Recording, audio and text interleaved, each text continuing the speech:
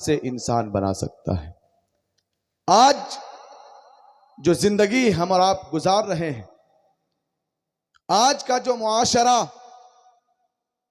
इस तरीके से बिगड़ता जा रहा है, सबसे बड़ी बात इसमें यह है कि हम और आपके दरमियान जो खुलूस और लिल्लाहियत और उससे बढ़कर जो अल्लाह का खौफ हमारे दिल में होना चाहिए वो नहीं।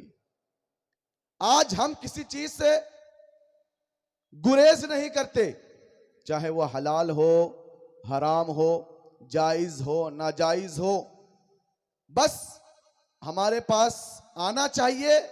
हम हलाल हराम जायज नाजायज कुछ नहीं देखते।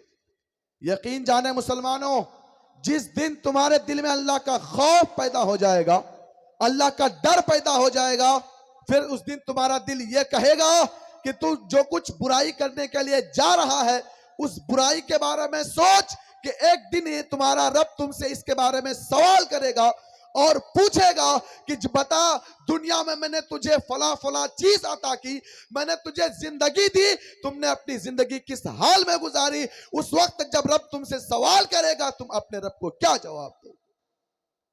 इसलिए मुसलमानों, आपको मालूम होगा कि सहाबा इकराम रिजवानुल्लाहि ताला अलैहिम अजमाइन का इस पर किस कदर अमल रहा है, उनके दिल में किस कदर खौफ था।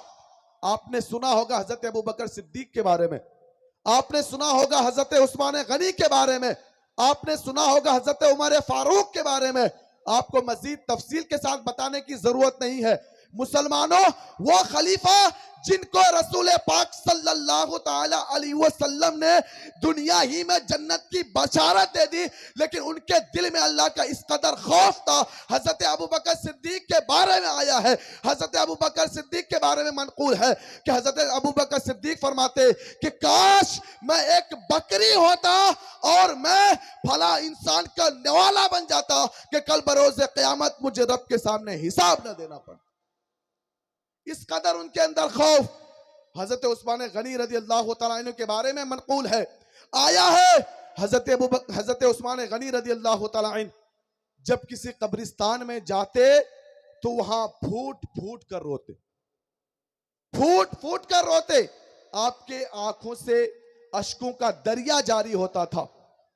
पूछने पर जब आपसे सवाल किया गया कि आप दुनिया की किसी चीजों में भी आप इतनी संजीदगी के साथ उस मसले को नहीं लेते हैं, लेकिन आपको मैंने देखा आपके ऊपर दुनिया भर की मुसीबतें आई, लेकिन आप उन मुसीबतों में आपने सब्र किया, आपके आंखों से अश्क जारी नहीं हुए, लेकिन आप जब कब्र की कब्रिस्तान में आते हैं तो आपके आंखों से आंसू क्यों जारी हो जाते हैं।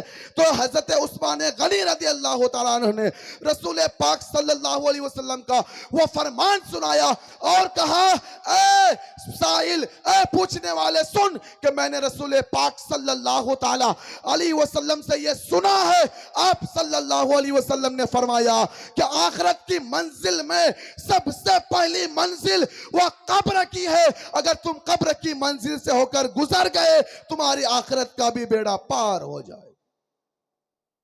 तो इसलिए मुसलमानों, हमें अपने अंदर वो इनकलाब लाना चाहिए जिस तरीके से सहाबा इकराम रिजवानुल्लाहि ताला अलैहिम अजमाइन का मामूल रहा है। वक्त की किल्लत दामनगीर है, मेहमान मुकर्रर तशरीफ ला चुके हैं।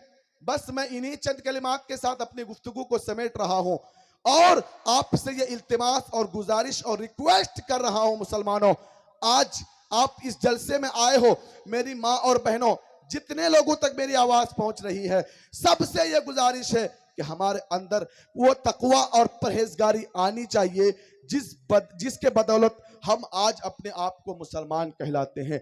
मुसलमान होने का सबूत दीजिए। आज जितने भी खुराफात हम में जन्म लिए हैं, उन खुराफात को आप खत्म कीजिए, बुराइयों से रुकिए, नेकियों की तलकीन कीजिए, खुद भी नेक बन जाइए, दूसरों को भी नेक बनाइए। यकीन जाने ये दुनिया कुछ नहीं है, ये दुनिया की सारी चीजें धरी की धरी रह जाएंगी। दुनिया की सारी चीजें, आपकी प्रॉपर्टी, आपकी जमीन, आपके जायदाद, आपकी आल औलाद, आपके माल और दौलत, सारी की सारी चीजें इस दुनिया में धरी की धरी रह जाएंगी। आपके अगर कुछ काम आने वाले हैं वो तो नेक अमाल काम आने वाले हैं। इसीलिए मुसलमानों, आपको नेक अमल करने की जरूरत है। आप नेक अमल करेंगे तो आपके लिए इस दुनिया में भी बेड़ा पार है और आखिरत में भी बेड़ा पार। बस इन्हीं चंद कलिमात के साथ अपनी गुफ्तगू को खत्म करता हूं और रब तबारक व तआला की बारगाह में दुआ गो हूं कि रब तबारक व तआला हमें नेक आमाल करने की तौफीक रफीक अता फरमाए।